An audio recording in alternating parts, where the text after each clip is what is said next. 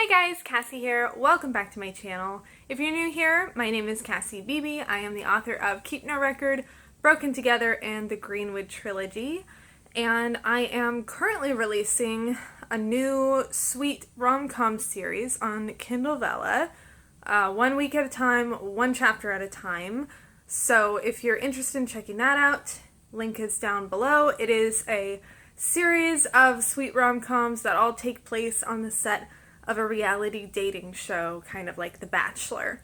So if that sounds fun to you, check out the link down below. You can find it on Kindle Vella right now, or if you'd rather wait for it to be on ebook and paperback, you can also sign up for my newsletter, and I will send you updates whenever that happens. So first of all, sorry for the shaky camera. I don't have my whole setup going right now.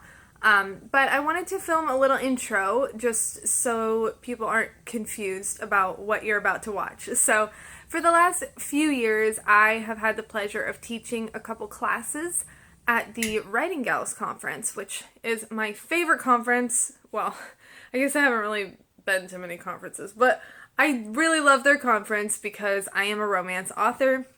And if you don't know who the Writing Gals are, they are a group of sweet romance authors, and they have a whole Facebook community called the Writing Gals. You can go join that if you want. It's open to any authors, but I would highly recommend it, especially if you write romance. And for the last couple years, they've had virtual writing conferences, and I've had the pleasure of teaching a few classes at them. So now that those conferences are over, those classes are just sitting on my computer, figuratively gathering dust, so I decided to go ahead and just put them up on YouTube so that you all can watch them and learn from them and enjoy them. So that's what you're about to watch. Just wanted to make that clear in case you're confused if I mention in the video the conference or the Facebook group or anything like that. That's why. So that, I think, is all you need to know in terms of disclaimers. So without further ado, here's the video. I hope you learned something from it and enjoy. Happy writing, everybody. Hello, everybody, and welcome to my class on how to write more compelling characters. My name is Cassie Beebe, author of Keep No Record, Broken Together, and the Greenwood Trilogy.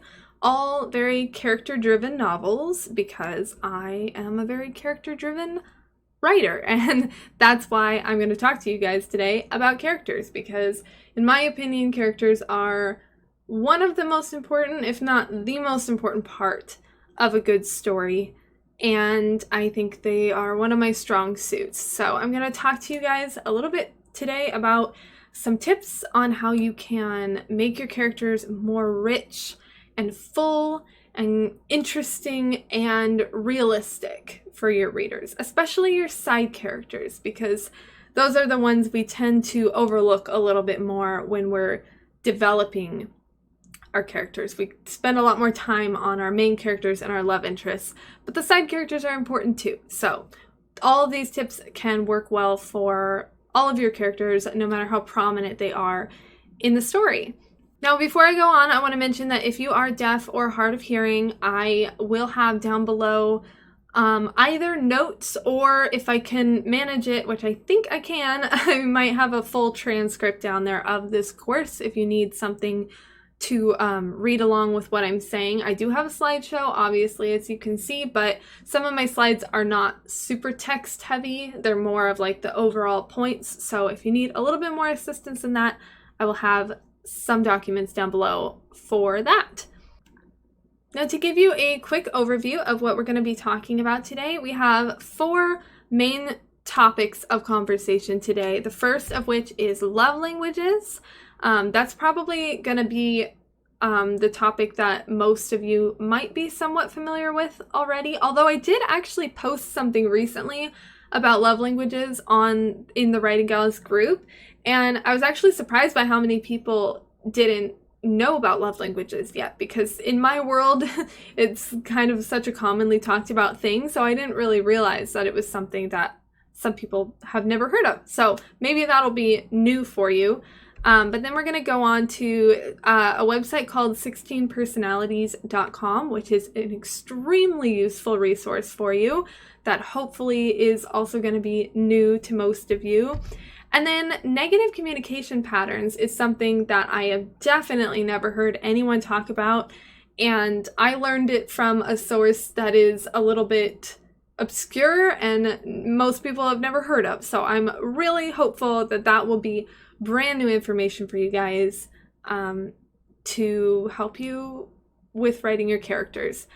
And then we're going to talk about making every character the main character of their own story. Now, this is probably a catchphrase you've heard before, but I'm going to talk a little bit about my own story of how I did that with my Greenwood trilogy and how it really helped me to get to know my characters better, which in turn helped me to write the story better.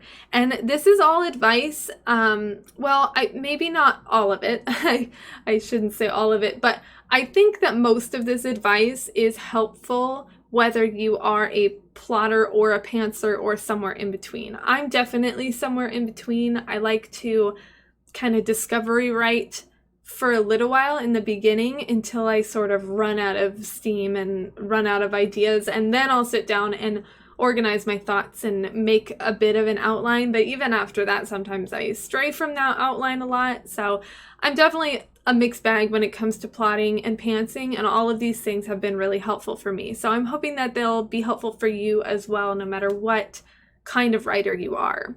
And then all of these things that we're about to talk about are going to be really closely related to the concept of what is your character's wound? That is a very important question to ask.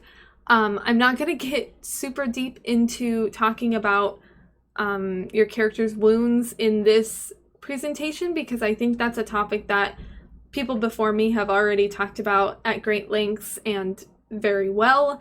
So I will recommend, if you don't know what I'm talking about, what your character's wound is, basically what that means is that every character, especially your main character and your love interest in a romance, they need to have a hole in their heart, something that is empty in them that needs to be filled. And since we're writing romance, most of us, that's most likely that hole is going to be filled by the other person. And so all of the things we're about to talk about, love languages, personality types, negative communication patterns, all of those things are going to be tied to your character's wound, or at least they should be. If you're writing a really good story where all the pieces connect together and it's just chef's kiss, perfect combination, you should be connecting all of this to whatever your character's wound is. Now, if you still are a little bit like, I don't know what you're talking about, I would really highly recommend this book, Romancing the Beat by Gwen Hayes. I would recommend this book anyway, even if you're very familiar with what your character's wound means. But Gwen talks about this a lot in this book, and it's just a really good book. It's very short and cheap, and it's for plotters mostly, but I mean, I think it's important for pantsers to also read books about plotting and plot beats, just so you can kind of have that information in your mind as you're writing, even if you're not making a full plan before you start your story. So if you want to learn more about the concept of giving your character a wound and all of that, I would advise turning to this book, because we don't have time to go over everything in this one presentation about how to write good characters. I've got my plan of what we're going to talk about, and there is so much more out there, so I'm gonna let Gwen take care of that one for me. Alright, so let's start by talking about love languages. If you haven't heard of love languages before, this was a concept introduced by Gary Chapman in his book, The 5 Love Languages, The Secret to Love That Lasts. This is kind of like a Christian marriage counseling kind of book, but it's very useful for writing because everything that is related to psychology is extremely useful for developing characters. And I think that's part of why I'm so passionate about characters and I'm such a character-driven writer, because I am very passionate about and obsessed with psychology and learning about people and how their minds work and all that jazz. And that is so helpful when you go to write realistic characters, because you want them to be relatable. And in order to be relatable, you have to know how people work in general. So basically, the concept of love languages is that everybody in the world has a certain language of love. Now, Gary Chapman has laid out 5 of these languages that tend to be most relatable to the general population. So almost everybody can see these 5 love languages and pick at least one, if not maybe 2, that they really resonate with. I want to say, first of all, before I tell you what the 5 love languages are, that obviously everybody loves all of these things, all of these ways that your partner can show love to you. Like, most people like all 5 of these, so it's not really about, oh, like, I don't like that one, I like this one. We like all of them, and we want our partners to love us in all 5 of these ways.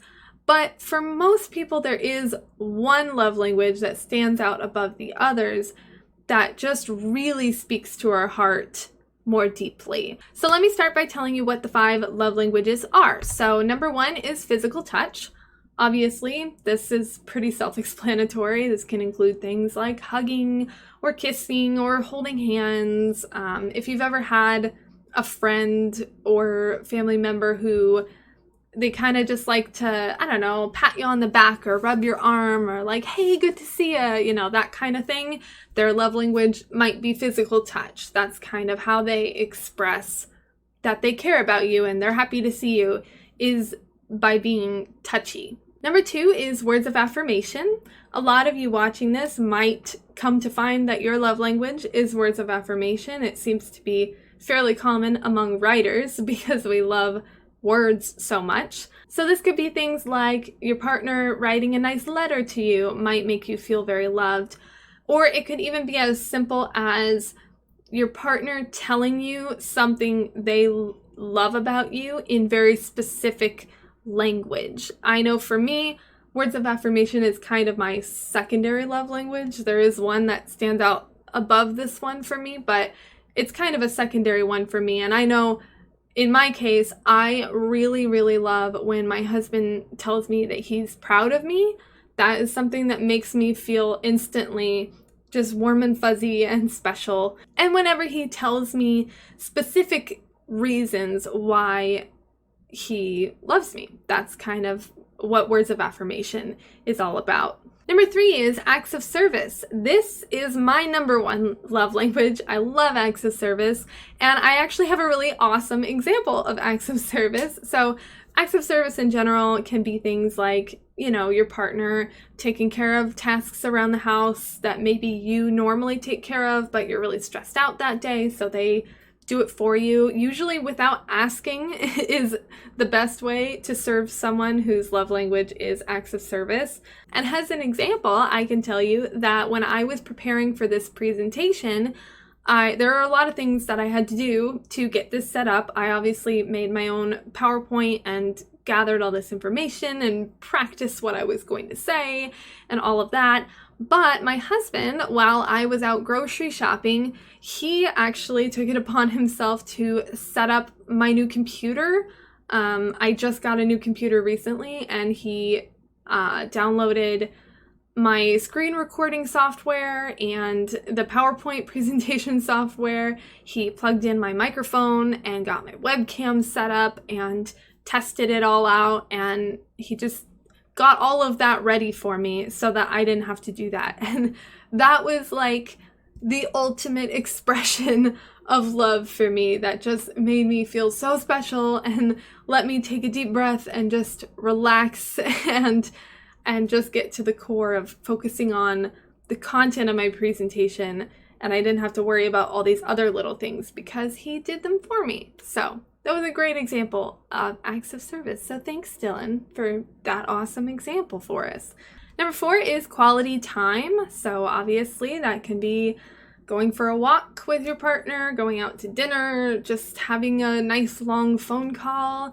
A lot of times people who have quality time as their love language don't even really need for you to be doing something together, but even just having you in the same room is nice for them. I know that's how my husband is. Quality time is definitely his love language, and he likes it when I come into the office and read a book or do my writing in here while he's playing video games on his computer instead of doing it in the bedroom or the living room or wherever else. He just likes for me to be around him, and that makes him feel happy and special. So, and lastly is gifts. Now, gifts does not make you materialistic if this is your love language. Gifts could be receiving gifts or giving gifts or both. I know I have people in my life, like my sister, who she doesn't really care that much about receiving gifts, but giving gifts is very special to her, and that's how a lot of times that's how she shows that she loves someone. She always is coming up with thoughtful, sweet things to send me or, randomly gift to me, and that's kind of how she expresses love. But even if your love language is receiving gifts, that's not materialistic either. It doesn't have to be about like getting something super fancy or expensive. I think it's more just about the idea that your partner is thinking about you. Like, for example, if your husband comes home from work and he has, a bag of candy that he saw at the store when he stopped on his lunch break and he thought you might like it. Like, that's just a small little thing, but that gift lets you know that you were on his mind that day and that he wanted to give you something special. And I also want to point out that even if you do like receiving expensive things, that's also not necessarily because of materialism. It could be the fact that if someone gives you something that was really expensive and hard for them to get, like it took a lot of time and work that they put into earning that money, and then they use that money on you instead of on themselves, that's really special. Like that does make people feel loved and cherished. So it's not a bad thing if you like receiving gifts, even expensive gifts from your partner. So now that we know what the 5 love languages are, what do we do with this information? Well, first things first, we gotta divvy out some love languages. And I mean to everybody. You get a love language, and you get a love language. Even all the side characters can have love languages if you choose to do that. Because love languages do not just affect your romantic relationships. They can affect friendships and family relationships as well. Like the example I just gave of my sister, I think one of her love languages is giving gifts, and so she gives me gifts sometimes as a special thing to show me that she loves me, and I'm obviously not her romantic partner. So these things are still important even for side characters or your main character's mom or guardian or whoever. And things like this are really important for us as authors to think about, even if we know it's never going to come up on the page. Like, we're never going to write a scene. I'm never going to have a scene where my main character and her best friend talk about what their love languages are. But it's still really important to think about because books are like icebergs. That little bit at the top is what the reader is going to see. That's the actual content of your book. And then everything else down below, that huge mass down below, that is what you as the author need to know about your characters. And that is important because it's the foundation on which the top part that the reader does get to see, the actual content of your book, stands. All of that part up here is standing firm on this mass down here, which is what you know about your characters, even if it's never going to come across on the page. I cannot stress how valuable it is to know a whole lot more about your characters than what you ever plan to actually write about them. That part down there, the big mass down there of what the author sees, that is what's gonna make the actual content of the book feel real. That part is what is gonna make these characters come alive when people read them, because even though you're not going to get into all of these little details in the book, your readers can still feel that you know these things about your characters. They can still feel that your characters have all these hopes and dreams, and they have these love languages. They have these personality types and negative communication patterns. They exist even if you're not explicitly talking about them all the time. And that's what makes these characters full and realistic and relatable to your readers. Now, next, I want to mention my number one rule for everything that we're going to talk about today. This is extremely important, so listen up, all right? When you get to the point where you study the love languages, you study the personality types and all of these things, and you're ready to start assigning them to your characters, this is the number one rule you have to remember. Make it make sense, okay? You can't just pick these at random. That's why I talked in the beginning about how these should relate to your character's wound, to their backstory, to who they are deep, deep down.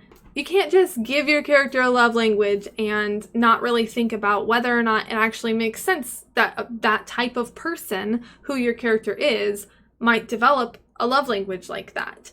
You have to get deep into their psyche and figure out what type of love language makes sense for your character. So I'm going to talk about some examples of how to do that.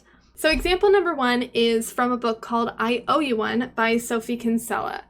So Fixie is Sophie Kinsella's main character in that book, and she is the type of person who is always, first of all, always fixing things. That's why she's called Fixie. That's her nickname that everybody calls her, because she's the one who's always kind of keeping everything together, holding everything together. I'm sure we've all had people like this in their life. For me, it's my mom. She's the one who's always, planning everything. If there's a party that the family is wanting to put together, she's the one who's gonna be making the to-do lists and the shopping lists and making stuff get done, right? That's who this character Fixie is. So if we wanted to give Fixie a love language, there are two of them that I think would work really well for this character, and I'm going to tell you what they are and why I think they make sense. So the first one is words of affirmation. I think that for a character like Fixie, who in the story, she's the one who's always getting everything done, and her family is very unappreciative of that. They definitely take her for granted. They overlook all the hard work she does all the time. And I think for a character like Fixie, having a man come along and or even a friend or anyone, having someone come along and recognize with words specifically the things that she does and say, Fixie, I really think you're just a really great daughter and sister. It's really great that you put so much effort and work into keeping your family happy and planning these events or whatever it is she's doing, taking care of the shop that her parents own together.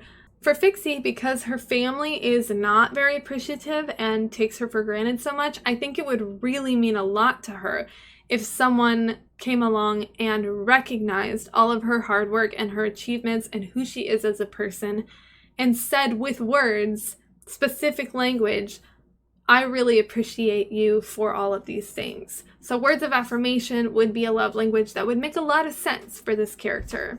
The other one I think would make a lot of sense would be acts of service, because a lot of times people who are the ones who are always getting everything done, they're the planners, they're, the kind of type A personalities, people like me, this is probably part of why acts of service is my love language. Those types of people would probably really appreciate someone who would come along and take care of things for them, right? Because they're always the one taking care of things. So to have someone come take care of them, while that might be a little uncomfortable at first because people like us, I've hidden a little too close to home here, people like us who are always the ones taking care of things, we're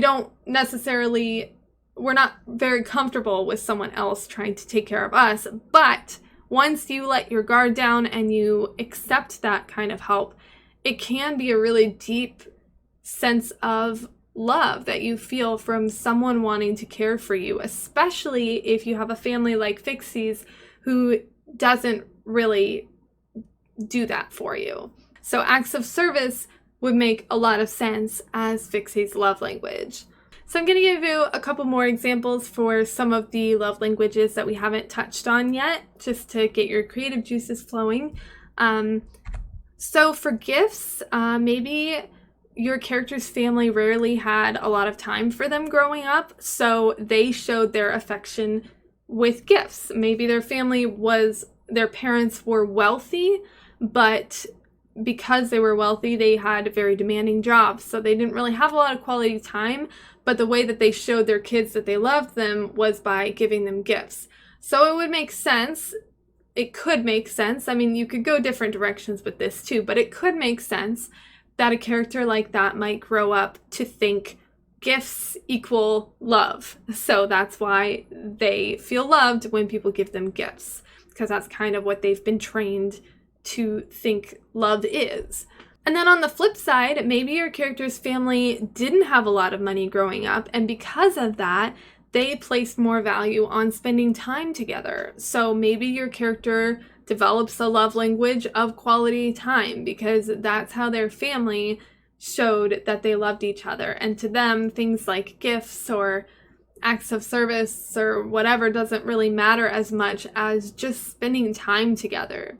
So let's talk about how we can use love languages in our writing. I think love languages can be a really great source of both conflict and bonding. The bonding side is a little bit obvious, right? If people have the same love language, they'll probably bond together. But let's talk about conflict first. So in my Greenwood trilogy, we have a little bit of a love triangle. Not a little bit, it's definitely a love triangle between Bryce and Ari.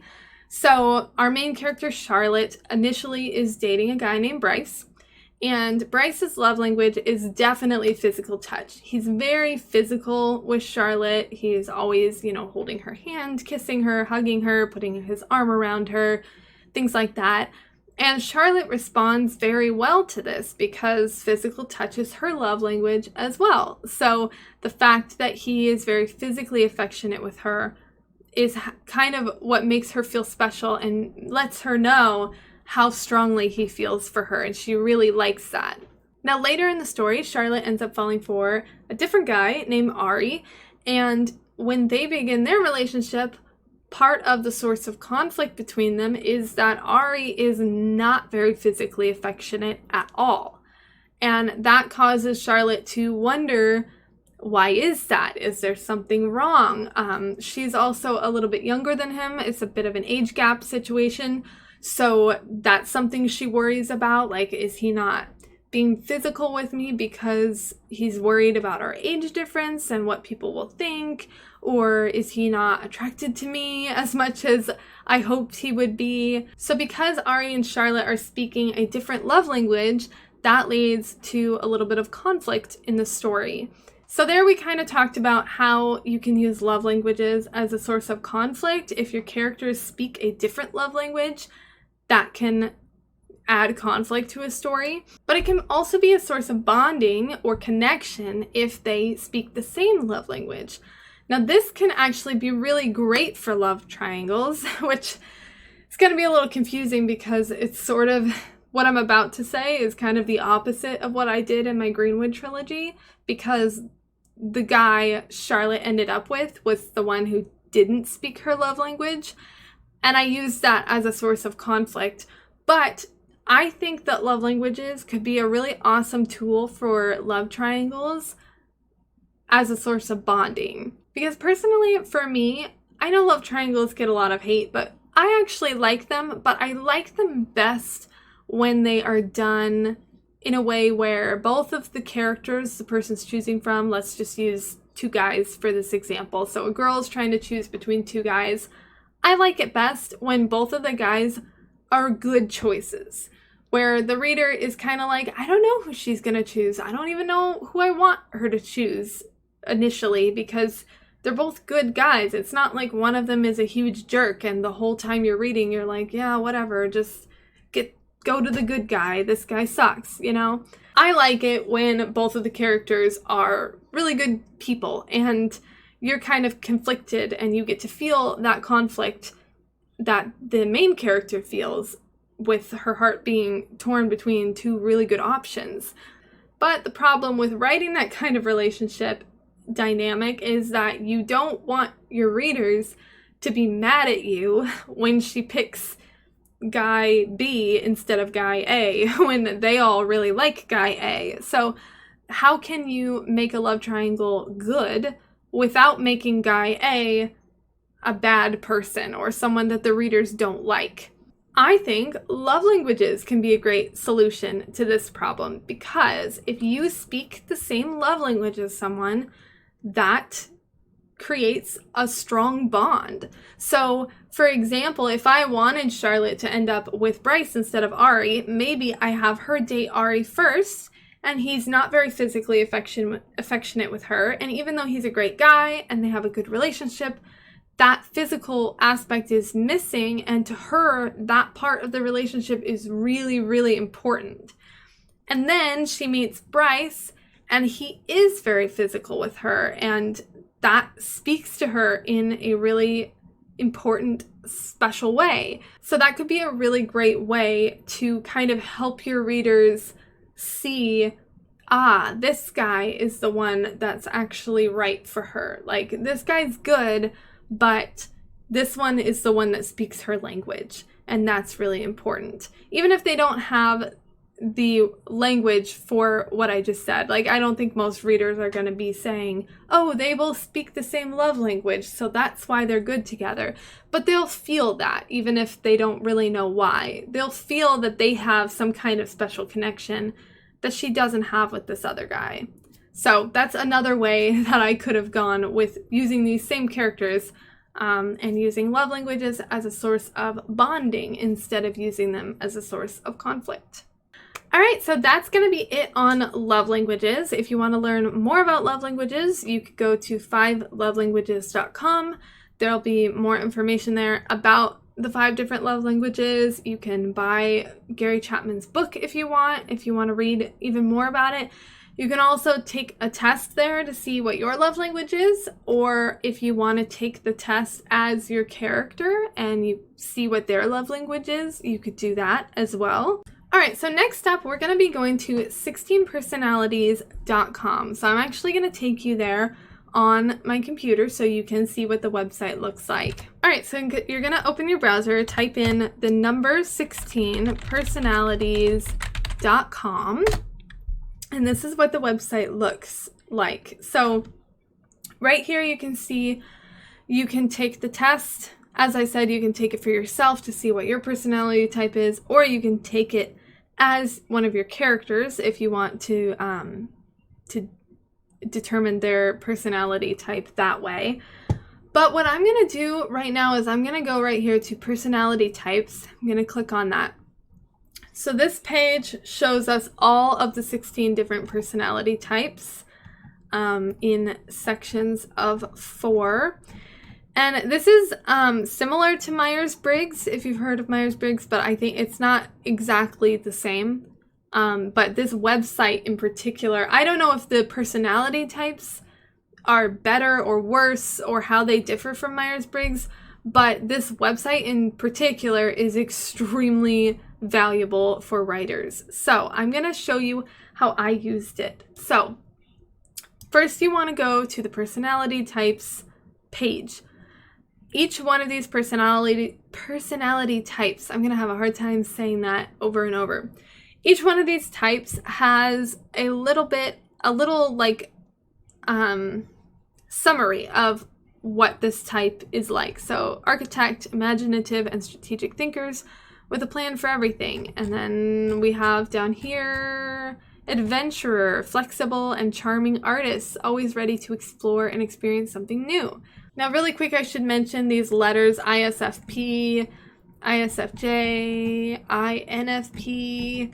These all have meanings, of course, and you can find more information about those meanings on the site, but for right now, for the sake of time, I'm going to breeze over that. So the first thing you want to do, if you don't want to take the test as your character, if you want to choose your character's personality type yourself, I would go through and read all of these little snippets and see which one you think most closely connects to your character. And then you're going to want to look at them a little deeper. And this is where the real gold comes in. So for the sake of this video, we're going to use the logistician as an example. So his little blurb says, practical and fact-minded individuals whose reliability cannot be doubted.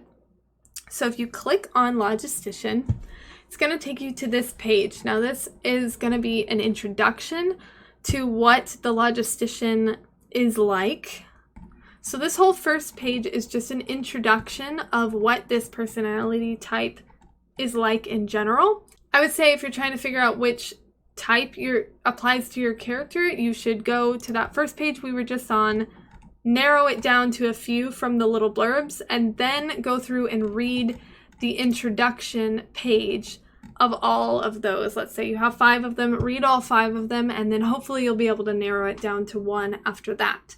Now, after you've read your introduction and you've been able to narrow it down to one personality type for your character, let's say that character is a logistician, then you're going to go over here, and this is where all of the amazing information is. I swear, you guys, this is like, it's like this website wrote a book for you. Like, they give you everything you need. So first we're going to go to strengths and weaknesses. Strengths and weaknesses are obviously extremely important to know about your character. We all want to know what our character's strengths and weaknesses are, especially weaknesses, because I think a lot of us, like, strengths kind of come naturally, but sometimes we don't want to give our characters weaknesses as often. At least some people struggle with that because they want their characters to be likable.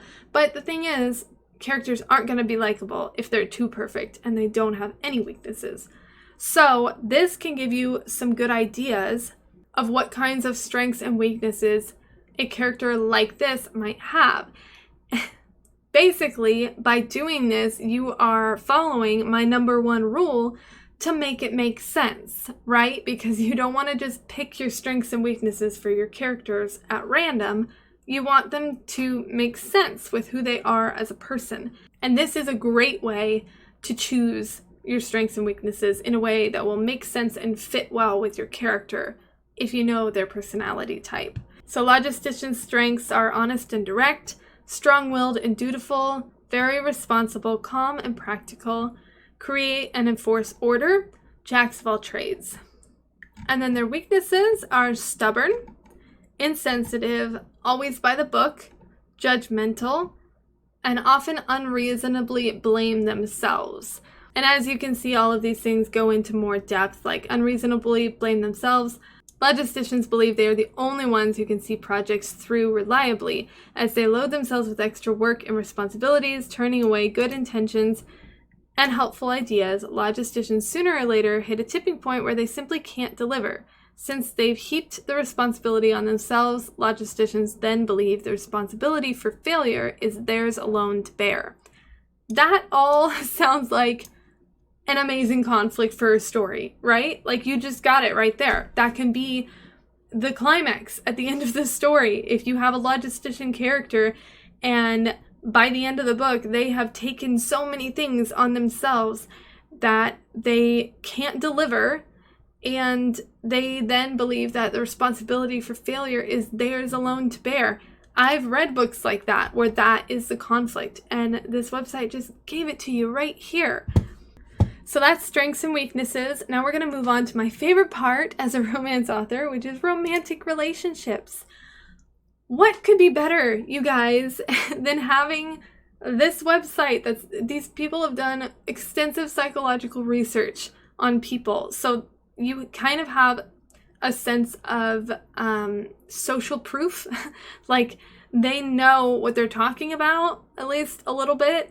And that means that if you write your book and your characters with these things in mind, these characters are going to feel real to your readers because they're going to make sense. So this section is all about romantic relationships, how logisticians might interact in a romantic relationship. It says they are dependable through and through.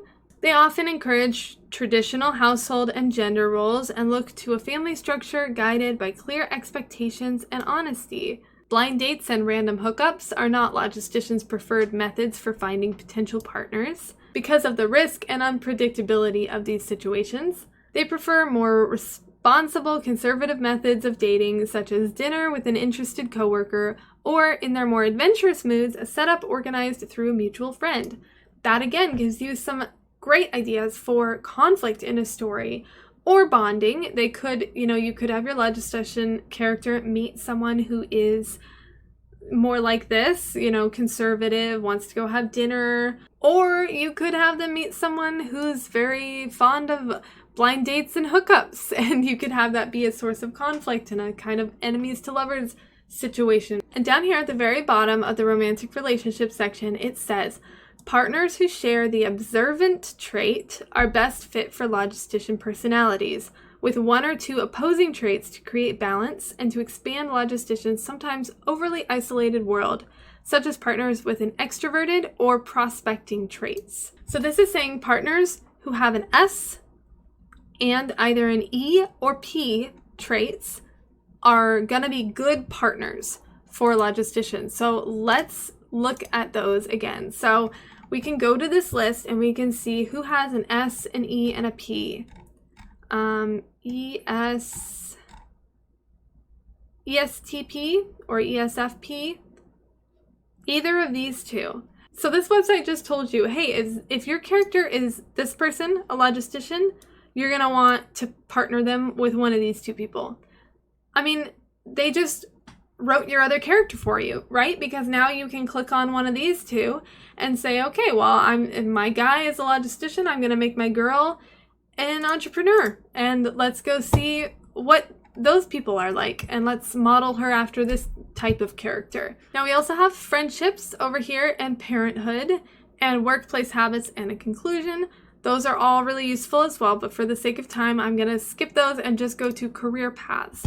So career paths are also a really important aspect of a story. Basically, every character you write, if they're an adult who needs to have a job, like they're going to have a career, or they're going to be at least thinking about what kind of career path they want to have. And this website is going to tell you, hey, if your character's a logistician, here are the types of careers that they might be good at. Careers as military officers, lawyers, judges, police officers, and detectives are all very popular among logisticians. This makes sense as they not only offer the stability that logisticians seek, but are in line with their principles and conservatism, establishing clear societal roles. So we have this whole section that's talking about what kind of careers a logistician should take. Now, you can go one of two ways with that. You can make your logistician character take one of those career paths, or you could think of something that's the exact opposite of that and have them be in a job that they really hate. And that will also make sense because of the type of character, the type of personality they have. And then this workplace habits section is a really good addition to the career paths as well, because not only do we have what kind of career they might like, but also how they might interact in a career. What type of employee are they going to be? What type of coworker are they going to be? Are they going to be annoying? Are their other coworkers going to like them? What will they like or dislike about them? So basically, this whole website, 16personalities.com, is just a goldmine of information, and we don't have time to even delve into a tiny little bit of it, but I wanted to show it to you guys so you can look at that as a resource on your own, because it's just, when I discovered this, I was just reading everything going, they're writing a book for me. Like, this is all the information I need. What my character is like, what kind of career they should have, what kind of partner they should have, what kind of friends they should have. All of these things are big pieces of a story that these scientists and researchers have done the hard legwork for you in figuring out what things will be good for these characters and what things will tear them apart and add a lot of conflict for them. So, awesome resource. Definitely check that one out. All right, now we're going to talk about negative communication patterns. Now, this is something I'm really excited to talk to you guys about because I'm pretty confident most people haven't really heard of this before. This was a concept introduced in this book called Re-Engage by Todd Wagner and John McGee. Now, the reason I think it's likely a lot of you haven't heard of this is because this book is not a book you can just buy. As far as I know, unless they've changed that. This is actually a book that my husband and I went through our church. Our church was putting on like almost kind of like a marriage counseling situation. It was like, I don't know, 10 weeks, there's 16 lessons. So 16 weeks, one lesson a week, is a program called Re-Engage that our church did. So that's how this book works. You can't just go buy it. It's a thing that churches buy the curriculum and then they divvy it out to their congregation of whoever wants to participate. So I don't know if you can go and look at this information on your own or not. I will have the website linked for you at the end of this section of the presentation, but I'm not sure I don't think you can just buy this yourself. But we're just going to be talking about one little part of this book called Negative Communication Patterns. And if you're not a religious person and you're kind of freaking out about how religious this sounds, don't worry. We're not talking about anything religious at all. This is really just psychology. So let's talk about what negative communication patterns are. Basically, this is a pattern of how you communicate poorly in your relationships. There are 4 negative communication patterns, and it's kind of similar to the concept of love languages, where most people really strongly resonate with one or more out of the 4 of these as kind of the way that they tend to communicate poorly most often. So let's talk about what the 4 negative communication patterns are. So the first one is withdraw/avoid. So this could look like someone leaving the room during an argument, or shutting down emotionally, or just avoiding difficult conversations altogether and pretending that everything's okay when it's really not, because they just don't want to deal with the conflict. Number 2 is negatively interpret. This looks like someone assigning more negative motives to your partner than is actually the reality, or taking questions as negative statements or criticism. In general, just being very overly sensitive to any kind of negativity. Number 3 is escalate. This is kind of the one I think we see the most often, and it's sort of a snowball of hostility. So this could be yelling, but it also could be something a little more subtle, like sarcasm, name-calling, or threats. And then number 4 is invalidate. This looks like either intentionally or unintentionally dismissing, minimizing, or putting down the thoughts, feelings, or character of your partner. Now we're going to look at some examples of each of these so that you can familiarize yourself with these more deeply. But before we do that, we need to remind ourselves of our number 1 rule, and that is make it make sense, right? So as we're assigning negative communication patterns to our partners, we don't want to just do it at random. We have to make it make sense. So let's look at some examples of what types of people might have these 4 negative communication patterns. So number 1, withdraw and avoid. This could be common in someone whose parents always argued. If they grew up in a very hostile environment, that character might just want to avoid conflict at all costs to avoid the outcome of having such a hostile environment with their partner. Because to them, they can't see that you could actually argue and not end up having hostility and yelling at each other and hurting each other's feelings, because they didn't have an example of that in their life. So that's an example of someone who might end up developing the tendency to withdraw or avoid conflict. For negative interpretation, this could occur in people who grew up with very little critique in their life. So your character isn't used to criticism and therefore overreacts to it. So for escalation, one way you could make escalation make sense for your character would be to establish issues with anger or establish that they have a family history of verbal abuse.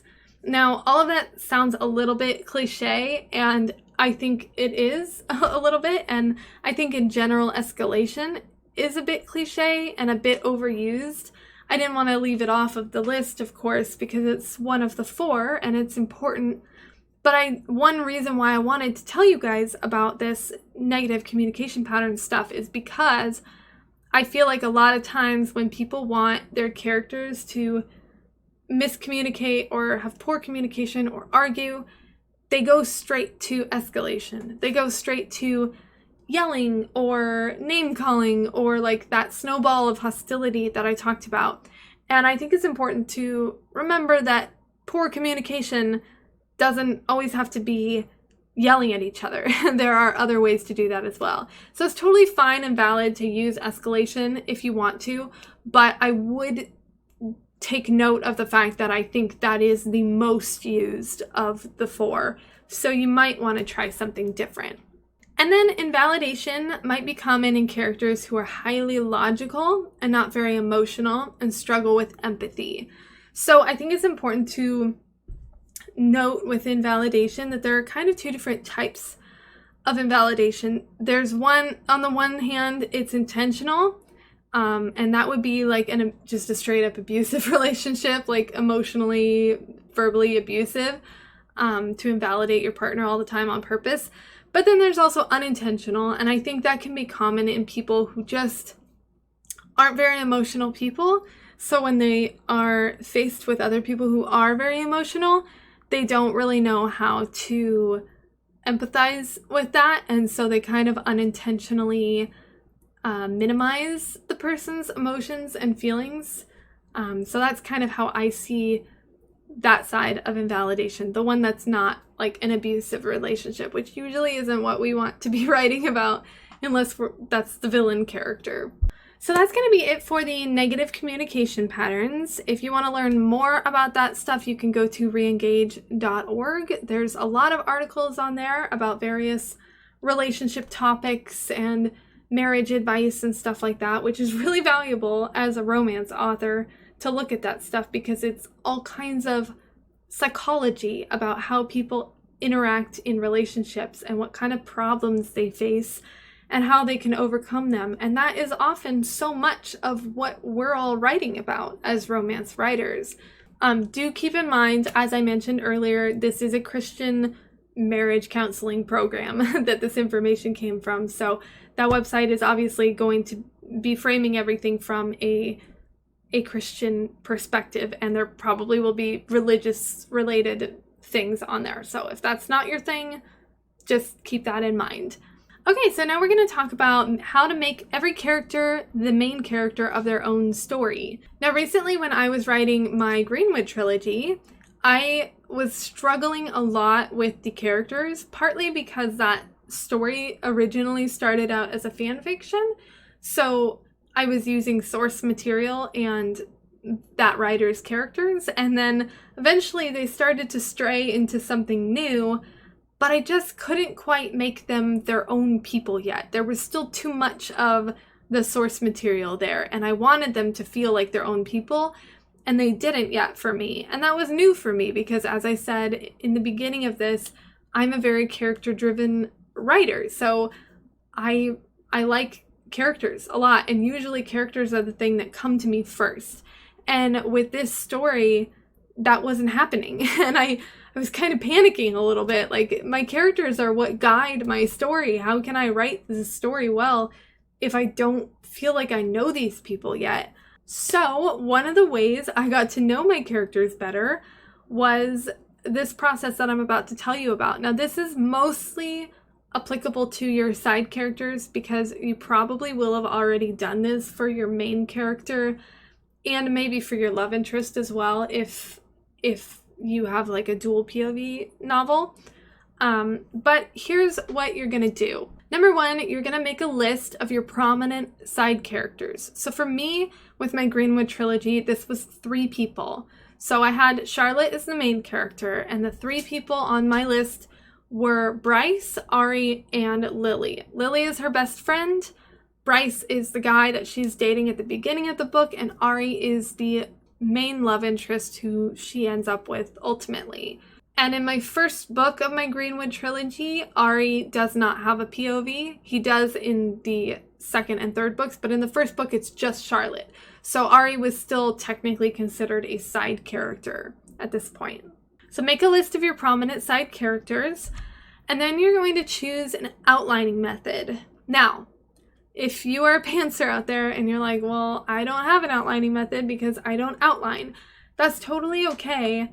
This is not actually an outline that you're really going to be using. You're basically making a pretend outline just to get to know your characters better. So it's possible if you're a pantser, this might not resonate with you and you might want to just not do this, but I do think it could also be helpful because I'm not a full-on plotter either, and I don't make outlines from the beginning of my story either and stick to them, and this was still really helpful for me. You're going to choose an outlining method. I used Save the Cat when I did this. So step number 3, you're going to write out your plot beats for each character's sheet. So for all 3, in my case, it was 3 side characters, I wrote out all of the Save the Cat plot beats. I think there are 15 of them for all 3 of those characters. And then what you're going to do is you are going to pretend that you're writing the book from the side character's point of view and fill in your story beats accordingly. So for example, I had a beat sheet for the love triangle character, I guess you could call him, Bryce. He's not the character that Charlotte ends up with in the end, but he is the guy she's dating in the beginning. I made an actual outline for his character, pretending that I'm writing this whole Greenwood story from his point of view. So I had to ask myself, what would Bryce's inciting incident be? What's the moment in his life that is like a turning point for him? What is the all is lost moment for him, which for Bryce is probably going to be when Charlotte breaks up with him. And then at the end, what's the climax? What's the resolution? How does his story get wrapped up? And the reason this is really helpful is because of the iceberg picture we talked about earlier, right? So obviously this whole outline I have of Bryce's story, this book, that's Bryce's book, is never going to be written. I'm not writing Bryce's story, I'm writing Charlotte's story. And Bryce is just a side character. But all of that stuff I just did, all of this legwork I just did to get to know Bryce and what his story is, that's all in the bottom base of the iceberg that I see that the reader doesn't, but the reader is going to get some overflow of all of that work I just did, because when I know Bryce's character better, I can write him better, I can make him more interesting and more believable, make his character more consistent. I can add in little bits here and there of what Bryce might be doing in the background while, Ari and Charlotte are falling in love. What's happening to Bryce? Well, now I know because I just wrote out his story. So it's up to you if you want to go super deep into this. You might want to just have a few of the main plot beats, like the inciting incident and the midpoint and the climax or whatever. But the more you do, the more you're going to get to know your characters better, your side characters, and the more those things are going to be able to spill into the top of the iceberg where the reader gets to see that person as a real person with their own story outside of the life of the main character, because your side characters don't just exist to facilitate the main character's story. They are their own people with their own lives and their own story, and this is a great way that you can get to know that story better so that your readers can see it and feel it on the page. Now I actually have a little bonus tip for you guys that I wanted to show you guys, but I've been recording for a long time at this point, so what I'm going to do is I'm going to put that bonus tip into a different video because we don't want these video files to be too long for people, you know, for processing speeds and all of that. So I'm going to go ahead and put that bonus tip into a different video, so that'll be here down below if you want to check it out.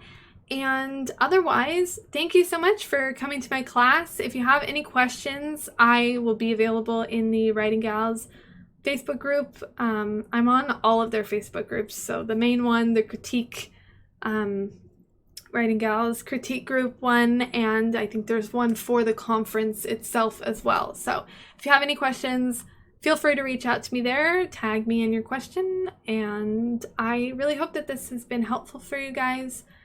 And yeah, happy writing and good luck creating more compelling, rich, full characters that your readers can relate to. Bye! Hello everybody and welcome to my second video. I need to pop in really quick and say that my little picture of me, I forgot that that was up in the corner. So it is for part of this video covering up a little bit of the content, but it's nothing too important. So I think you can gather what's going on and it'll be just fine. But I do apologize for that. So anyway, carry on. Hello everybody and welcome to my bonus tip. This is just something I wanted to throw out there because I really enjoy utilizing this tool, but it's not as important as the other stuff I had to talk about, so I didn't know whether I was going to include it or not, so I decided to just put it in a separate video just in case, you know, it doesn't end up making the final cut. So my bonus tip for you guys is The Sims. I love The Sims. I love playing this game for fun on my own, but I also love using it for writing. And there's so much more to The Sims when it comes to using it for writing than you might think. So I want to actually show you exactly what I'm talking about. So let's pull up The Sims. All right, so this is The Sims 4. We're gonna go ahead and press play and pretend we're creating a new character so you can see how this works. It'll ask you if you want them to like customize their personality, but we're gonna say no because we wanna do that ourselves. First things first, when you get your character, this button down here is a randomize button. This is really fun to use actually if you have a book with a large cast and you don't really know who you want your other side characters to be yet. Maybe pop on The Sims and just click randomize a few times until you find a person that you really like. And right now these are all on male characters, but let's say you wanted it to be a female, you can just make it female and then click randomize until you find a female character that you like. She looks fun. Let's pick her. Okay, so over here you can choose her name. You can also randomize names, which is again really helpful if you need to name characters and you're bad at that and you just don't know what to name your person. You can go here and click randomize. So there we go. Felicity, I don't know how to say that. Dickerson, there we go. Felicity Dickerson, that will be her name. So you can customize their gender, their age, their walk style. Let's give her a tough walk. She's a tough chick, okay? And you can customize their voice. She can have a brash voice. You can't hear it on your end right now because I've turned all the sound off because I can't tell on my end how loud it is compared to what I'm saying, so I didn't want it to overpower what I'm talking about. And then right here you can pick her traits. Now, one thing I like about The Sims is that they separate their traits into categories. So these are emotional traits. Then we have hobby traits, lifestyle, and social. And I think that's really valuable to remember when you're creating a character and you're wanting to figure out what kind of person they are. Maybe don't give them all of their prominent traits are social traits. Maybe or all of their prominent traits are hobbies, like, oh, she's an art lover and a bookworm and a music lover. That's interesting, but maybe it would be more interesting if she was an art lover and she loves the outdoors and she's a loner. Well, that's a little cliche. Maybe she's a bro, okay? So the point is, I like how this kind of reminds you to maybe choose a trait from a few different types of traits instead of choosing all of them from one category. Now you can also change her clothing. They give you different outfit options. So everyday, formal, athletic, sleepwear, party. What does she wear to a party? Apparently that. All right. Swimwear, hot weather, and cold weather. So you can choose her different outfits. You can change her body and skin type, all of this stuff. You guys should know this. Even if you've never played The Sims, I mean, you would imagine that you can do this kind of thing, right? So I'm not going to, bore you to death explaining all of this. But what I do want to show you is something specific to The Sims 4, which is what we're on right now. This is not available in other versions of Sims 1 through 3. We're going to go ahead and cancel this for now and go back to the main menu. So what I want to show you out here is this called the gallery. Now on the gallery, you can upload characters you've created, households like this, and you can also upload houses you've created and rooms that you've created. So what I have decided to do, this is my profile right here. In my bio, I say, I often use Sims for building characters and settings for my upcoming novels. Find me at cassiebb.com for more info. Now, I don't know if that has ever led to any sales or anybody actually, I don't know if anybody on Sims has actually decided to go look at my website and look up my books, but it's possible. I do have 1,288 downloads, 2 followers, and 51 shared items. So that is kind of a lot of people who have at least seen some of my things. But when you're on my profile, you can go to View Gallery, and these are all of the things that I've ever shared to the gallery on Sims. Now, some of these first few are just houses that I've designed for fun. They're not related to my stories. But this one right here is my Redemption series cast. So we have, this is the whole cast of the series. This is my main character, Jacob. This has his traits. He's a loner, family-oriented, and gloomy, because he's a little bit of a gloomy guy. I love Jacob for that. This is the main character of my book, Keep No Record, criminal psychologist Sarah Parker. She is cheerful, self-assured, and ambitious. This is Jenna. She is Jacob's love interest. She's a music lover, outgoing, and self-assured. And these are some of his friends, Jacob's friends, Angela and Callie, and his friend Mikey. So these are, and then down here in the description, I've written, meet the cast of my Redemption series. If you'd like to read some awesome books about these lovely characters, check them out on Amazon. Keep No Record and Broken Together by Cassie BB, with a few more to come at some point down the line. So this particular one hasn't gotten any favorites or downloads. However, actually, I guess I uploaded that twice for some reason. So this one of the Redemption series has actually gotten 3 downloads. And we've also been talking about my Greenwood series a lot in this class. So this is the cast of Greenwood. This is Charlotte and Ari, and Bryce and Lily, and Ari's chef, Rosa. And again, in my description, I say, meet the cast of my upcoming YA romance series set in the charming small farm town of Greenwood. But what I want to show you down here is my Bachelor Boys. So I have a current work in progress that is set on a reality show, kind of like The Bachelor. So I created the cast. I said, meet the men of my next novel, a romance taking place on the set of a Bachelorette-like TV series. Who would you root for? Mansion coming soon.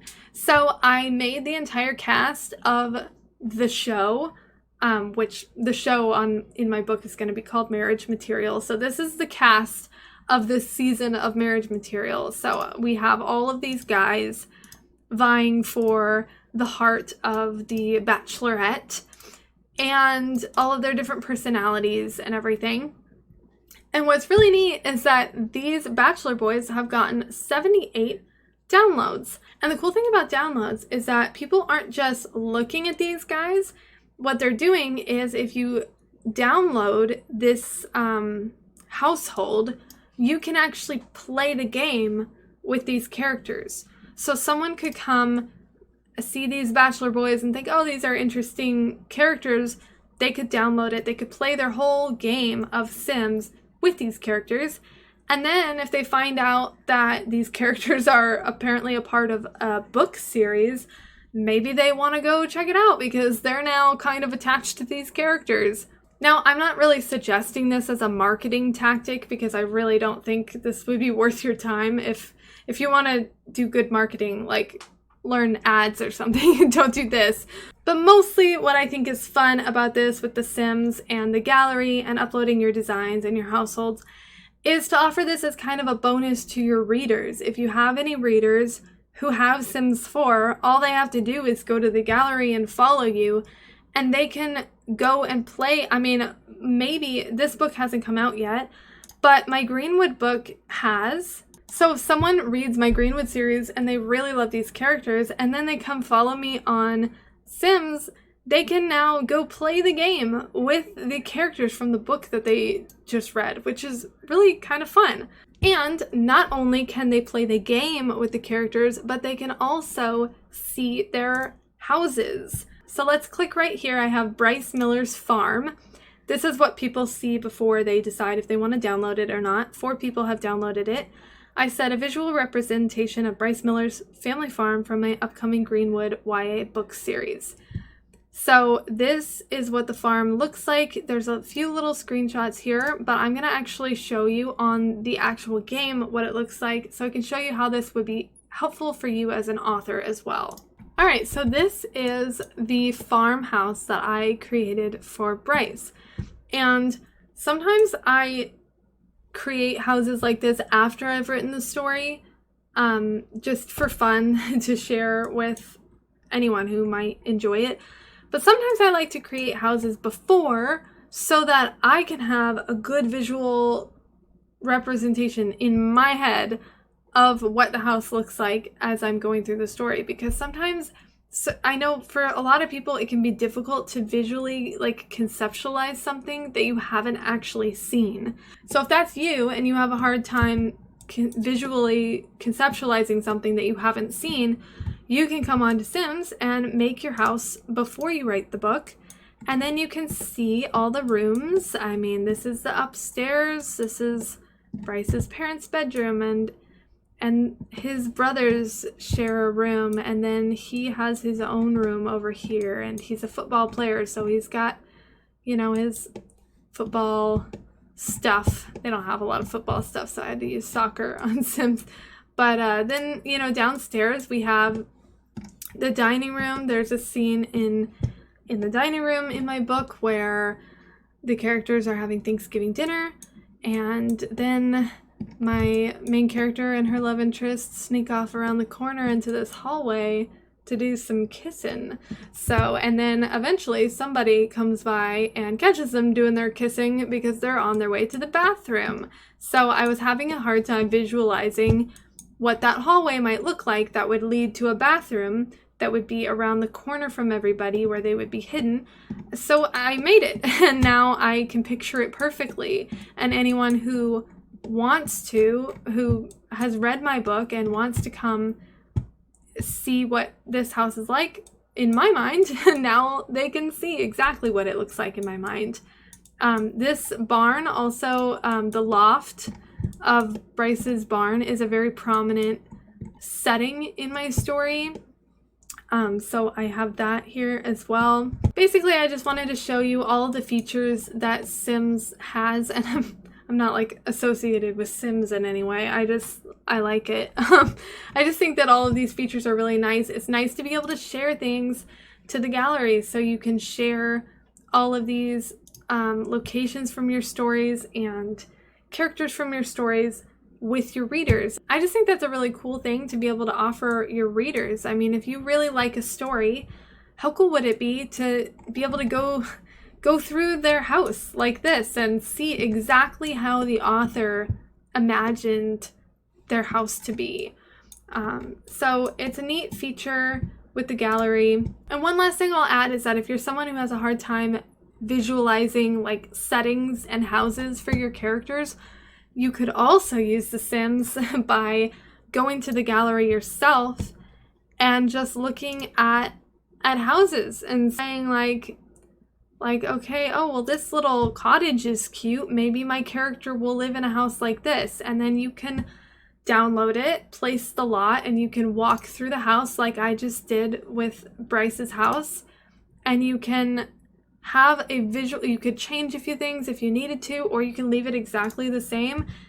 And you can just have that house be your character's house. And this also functions pretty well as a, like a story Bible, because sometimes, for example, let's say my characters are hanging out in this loft, and let's say in one scene I have them sitting by the window and it's overlooking the field and like this tree. But then in another scene, maybe a couple books later, I have them sitting by the window and I'm like, I can't remember, is the window overlooking the field or is it overlooking the house? Well, now I could hop on Sims and look at it and be like, oh, well, there it is. It's overlooking, you know, the tree, not the house. So that can also help you to avoid any mistakes, kind of like a story Bible would. Only to me, it's just like a more fun version of a story Bible because it's, you know, a 3D thing you can walk through and it's fun to design their houses and everything. So more fun than just writing down all the details in a Word document. So anyway, that is it for this video. Just a little bonus tip for you guys on how all the different ways you can use The Sims 4 to help with your writing. And also one more way, which I've never personally done myself, but you totally could. You could create some characters on Sims, give them interesting character traits. You could make them a house and then you could put them in the house and just let them go and let them do their thing, and you could see what happens. Like who ends up flirting with who, or what jobs do they get, or whatever, and then you could make a story out of that if you needed a writing prompt. I don't really use writing prompts like that often, so I've never done that myself, but you certainly could do that as well. So anyway, long story short, if you do have Sims 4, feel free to follow me. My username is CassTL. It's right there, CASSTEAELLE. So come follow me on Sims and I'll follow you and check out your designs because it's just fun. That's gonna be it for this video. Again, thank you guys for watching and I hope you enjoy the rest of the conference and happy writing, everybody. Bye.